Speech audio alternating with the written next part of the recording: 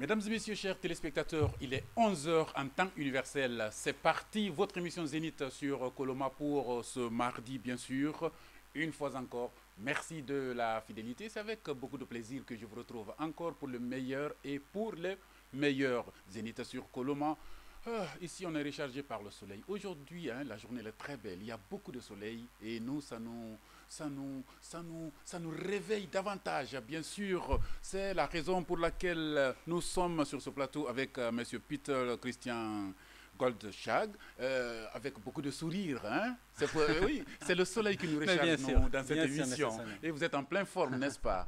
Bien sûr, merci beaucoup. C'est avec plaisir que vous êtes sur ce plateau de la RTG, un espace que la télévision nationale a donné à tous ceux qui ont des actions, à tous ceux qui ont des activités, à tous ceux qui ont des projets également, de venir parler à tous les Guinéens. C'est comme ça. C'est un espace culturel également, bien sûr, et d'échange et de promotion. C'est avec beaucoup de plaisir que je vous reçois. Bonjour. Bonjour, M. Sano. Comment allez-vous? Mais très bien, très bien. Vous êtes en forme ce matin? Mais bien sûr, oui. D'accord. Toujours. Ok. Mesdames et messieurs, aujourd'hui, il sera question d'un thème d'actu, bien sûr. C'est la raison pour laquelle nous avons sur ce plateau M. Peter Christian Goldschag, bien sûr. Il est consul et secrétaire de la coopération économique et culturelle de l'ambassade de l'Allemagne. Comment on dit en allemand bonjour? Guten Tag. Schönen guten Tag. Guten Tag. Et comment on répond? Pardon? Comment on répond? Danke, gut. Danke, gut. Mesdames et messieurs, c'est une façon de vous dire que nous sommes de cœur avec vous. Ici, on s'efforce quand même à parler de toutes les langues. Hein. C'est comme ça se passe. C'est comme ça Zénith. Hein. L'espace pour la bonne humeur, avec la bonne humeur et pour la bonne humeur. Il est question aujourd'hui essentiellement de parler d'un thème, d'un sujet d'actualité, l'immigration, bien sûr. Vous savez, nous, on recharge, avec quoi nous rechargeons nos batteries ici sur ce plateau? Vous ne saviez pas? Dites-moi. Ah, c'est le soleil. Le matin, il s'agit tout simplement de sortir, tu prends un bon bain à travers le soleil et puis tu vas mieux aborder la journée. Certains diront tout à l'heure là, et s'il pleut, et s'il n'y a pas de soleil, moi je dirais tout simplement qu'il y a le barrage Kalita qui va prendre le relais. Hein? Tout ça, c'est pour vraiment recharger nos batteries pour mieux servir les téléspectateurs. Mesdames et messieurs, chers téléspectateurs, Zénith sur Coloma, aujourd'hui va se dérouler autour de l'immigration, bien sûr. L'immigration qui désigne aujourd'hui l'entrée dans un pays de personnes étrangères qui y viennent pour y séjourner ou s'y installer, bien sûr. Alors, nous avons fait une petite... on a fait des recherches. Nous nous sommes rendus compte que les 10 pays dans le monde qui comportent plus d'immigrés, c'est en 2013, il y a, je préfère donner les 3 au lieu de donner les 10, hein. Je vais donner les 3 premiers. Il y a les États-Unis en tête, il y a la Russie et puis l'Allemagne, bien sûr. Alors, M. Peter, cela veut dire que l'Allemagne qui occupe la 3e place est un pays d'accueil. Et pourquoi? Oui, vous avez absolument raison. L'Allemagne est devenue un pays d'immigration. Ouais. En 2014, l'Allemagne a même surpassé la Russie. Elle est devenue maintenant la deuxième place, la deuxième destination de l'immigration au monde, derrière les États-Unis. Mm-hmm. Bon, pourquoi? Les raisons sont complexes, sont fortement interconnectées. Oui. Au plan géographique, l'Allemagne est située au cœur de l'Europe. Oui. Oui, elle a des frontières communes avec 9 pays. Mm-hmm. Et dans une telle situation géographique, on est prédestiné à s'ouvrir aux autres. D'accord. C'est donc pas par hasard que l'économie allemande s'est fortement spécialisée sur l'export, sur les exportations. Mm-hmm. C'est l'économie une des plus ouvertes au monde. Mm-hmm. Des milliers, même des millions de travailleurs étrangers travaillent actuellement dans les entreprises allemandes et contribuent d'une manière significative au PIB allemande. Mm-hmm. Le niveau de vie est haut. Le chômage est relativement bas, avec 5,7%. Dans l'index du développement humain des Nations Unies, l'Allemagne occupe la 6e position sur 187 pays.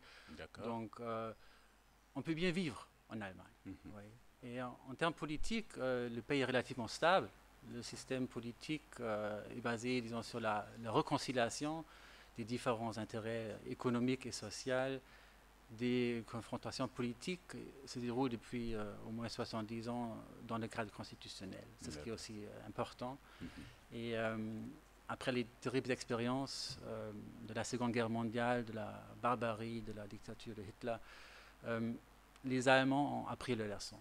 Et là, vraiment, j'aimerais bien le dire avec la plus grande conviction personnelle, l'Allemagne est aujourd'hui un pays pacifique, un pays très tolérant. Oui. Oui.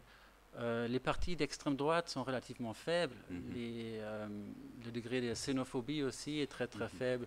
Et c'est aussi dans ce contexte que, disons, l'Allemagne a par exemple enregistré en 2014 plus que 127 demandes d'asile partout au monde. Oui, ça veut dire 2 fois plus que les États-Unis d'Amérique en nombre absolu et 7 fois plus par habitant. D'accord. Ok. On continue toujours. Cette fois-ci, nous allons aborder les raisons de l'immigration. Et ça peut être professionnel, c'est-à-dire mission de longue durée ou les études. Ça peut être politique et sécuritaire, notamment en cas de guerre dans des pays d'origine. Ça peut aussi être économique, habitants des pays pauvres cherchant un meilleur niveau de vie dans les pays riches. Ça peut également être personnel, la volonté de s'y installer dans un pays par goût, par exemple si l'on reconnaît dans ses valeurs. Ça peut aussi être familial. Là, on parle de rejoindre le conjoint, l'enfant est déjà installé. Ça, quelque part, on appelle le regroupement familial. Ça peut également être fiscal, hein? L'installation dans un pays offrant un niveau d'impôt moyen élevé. Alors, quelles sont les dispositions prises par rapport à toutes ces causes que je viens de citer? Oui. L'Allemagne a une des législations migratoires les plus libérales au monde. Oui. Parlons premièrement peut-être de la migration professionnelle. Pour attirer les étrangers qualifiés, l'Allemagne a introduit beaucoup de mesures, beaucoup d'instruments juridiques pour faciliter l'immigration professionnelle. Par exemple, chacun avec un contrat de travail qui lui assure un certain salaire minimum a droit à un visa. Ouais. En plus, les procédures de reconnaissance des diplômes et des connaissances acquises à l'étranger ont été significativement, disons, facilitées, simplifiées. Ouais, donc, en bref, tout est fait pour accueillir les personnes qualifiées qui veulent venir travailler en Allemagne et pour les aider à s'intégrer. À propos de l'intégration, bon, la plupart des personnes qui immigrent légalement en Allemagne, ils le font dans le cadre du regroupement familial. Ils auront droit, mais aussi le devoir de participer au cursus d'intégration. Nous voulons exclure la possibilité qu'il y ait une ségrégation sociale, qu'il y a le développement des sociétés parallèles qui vivent un à côté de l'autre sans jamais se rencontrer. D'accord. Et nous voulons donc encourager les membres de famille, souvent les épouses, les enfants des Allemands ou des étrangers qui vivent déjà depuis très longtemps là-bas, à s'intégrer. Et l'intégration, ça commence tout d'abord par la langue. La langue, oui. Bien sûr, par la langue. Ouais. C'est la raison pour laquelle vous avez vu, pour ouvrir l'émission tout à l'heure, là, moi-même, je vous ai demandé comment on dit bonjour. Oui, là, vous êtes vraiment... C'était une façon de vous vraiment faire intégrer exact, dans nos studios. Bien sûr, bien sûr. Donc, tout commence par la langue. L'intégration, c'est juste possible si on sait s'exprimer. Et c'est pour cela que nous avons, disons, cette revendication. Nous demandons ceux qui sont intéressés au regroupement familial à acquérir un certain niveau de base ici en Guinée. D'accord. Mesdames et messieurs, donc, vous avez vraiment, si vous souhaitez, de la façon officielle de visiter l'Allemagne, commencez d'abord par la langue. Là, ça va vous faciliter vraiment votre séjour en Allemagne. Mesdames et messieurs, aujourd'hui, nous sommes avec M. Peter Christian Goldschag. Bien sûr, il est consul et secrétaire de la coopération économique et culturelle de l'ambassade de l'Allemagne en Guinée. Alors, M. Peter, ce qui a été un coup déclencheur, ce qui nous a orientés vers vous, c'est parce que nous avons suivi un clip dans lequel vous avez vraiment participé. Il n'y a pas que vous, il y a eu aussi la participation de l'ambassade de l'Allemagne, un clip sur l'immigration de l'artiste Maxoul. Je crois que nous allons repartir à la régie pour suivre un extrait de ce clip. Le temps pour vous de souffler un peu. Merci. Ça. Mesdames et messieurs, chers téléspectateurs, Zénith sur Coloma, aujourd'hui spécial sur l'immigration, bien sûr. Nous sommes avec M. Peter Christian Goldschag. Il est consul de l'ambassade de l'Allemagne en Guinée. Allez, suivez le clip.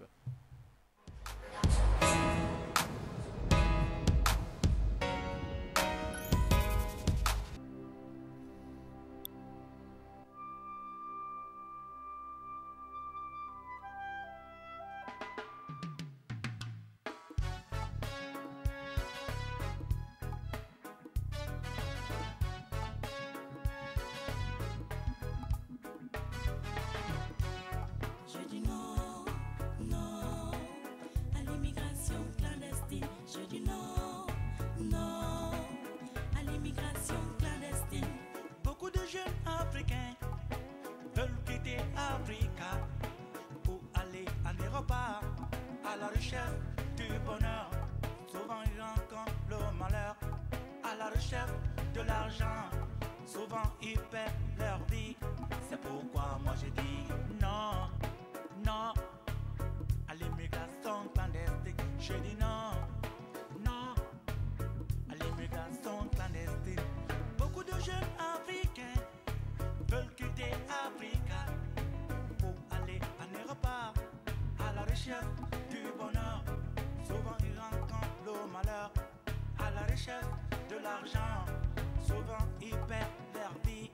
C'est pourquoi moi je dis vas-y, dis-leur, dis-leur. Je dis non, non à l'immigration clandestine. Je dis non, non à l'immigration clandestine. C'était parti pour l'enfer, à la poursuite de l'irréel. Paria a pris la mer, la tête pleine d'illusions, la peur de rester, l'obscure vision. L'Europe attire, vu de la télévision, beaucoup de tentations. Paris cède à la raison, il prend la mer, nouvel horizon. Y a trop de soucis à la maison, les parents c'est lourde pression. Paris n'a pas de papier, ignore les grands dangers. Il va mourir noyé au fond de la mer Méditerranée.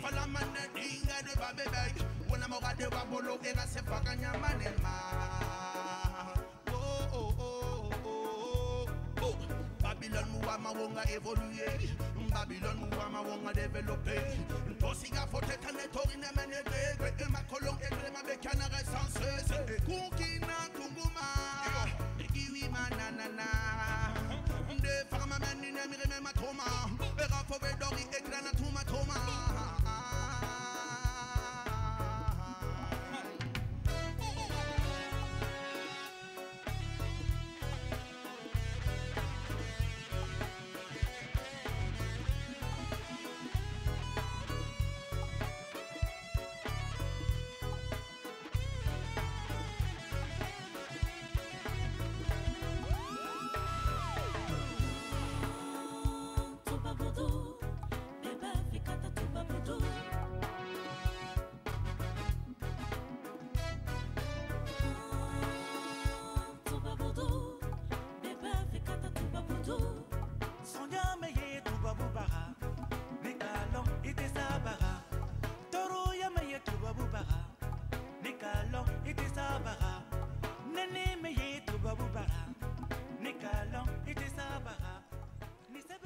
Mesdames et messieurs, chers téléspectateurs, c'était l'extrait du clip de Maxoul portant sur les dangers de l'immigration clandestine, bien sûr. Alors, monsieur Goldchak,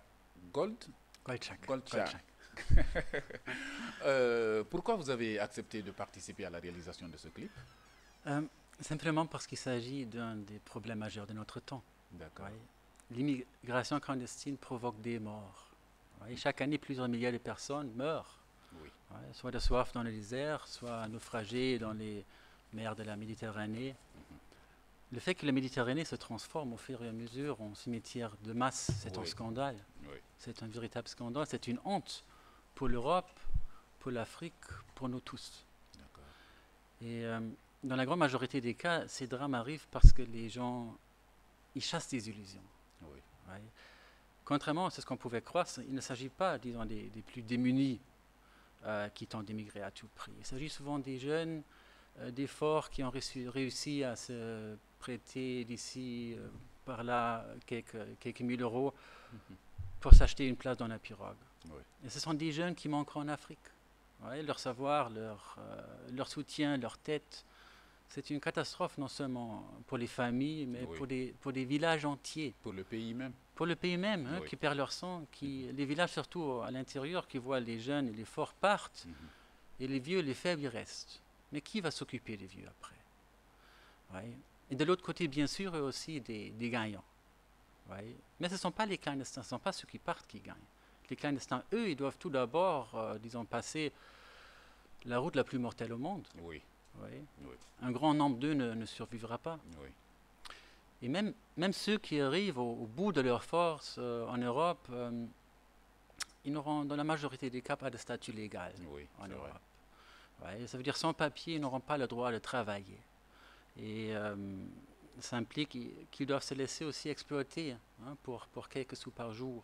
Ouais, toujours plein de peur d'être pris par la police, Oui, hein, oui. toujours en nécessité de se cacher quelque part. Ouais, c'est quelle vie. Ouais, Quelle vie, vraiment. ouais. Mais ceux qui gagnent même des fortunes, ce Ce sont sont des passeurs. les Ce sont passeurs. des passeurs. Oui, Oui. absolument. Oui. Ce sont ceux qui organisent ces odyssées. Oui. Oui.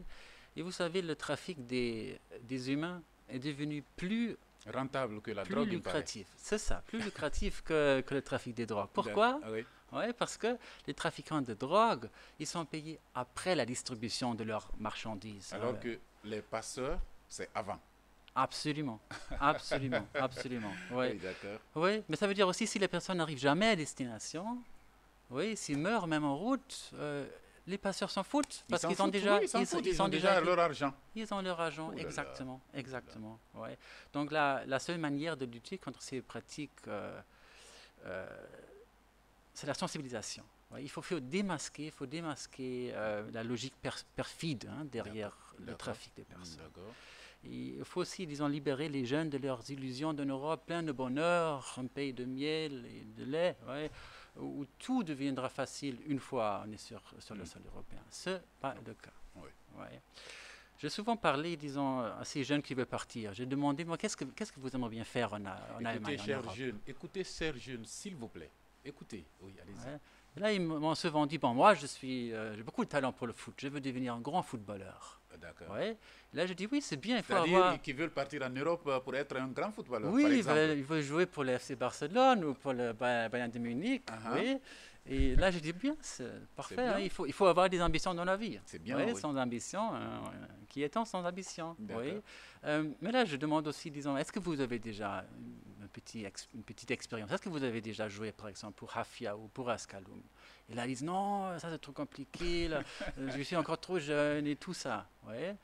Mais là, donc, comment est-ce que vous pouvez croire de pouvoir jouer pour une équipe comme le Bayern de Munich qui Oui. veut, disons, gagner la Ligue des Champions, la compétition la plus dure au monde Ouais. hein, en termes de foot, si vous n'êtes pas capable à vous chercher une place dans une équipe de, disons, de seconde division en Guinée? Ouais. Donc, il faut aussi être réaliste. Il faut vraiment Oui. être réaliste. Il faut être réaliste. Mhm. Ça ne veut pas dire qu'il faut abandonner ses rêves, Oui. oui, mais il faut avoir des idées concrètes comment les réaliser. D'accord.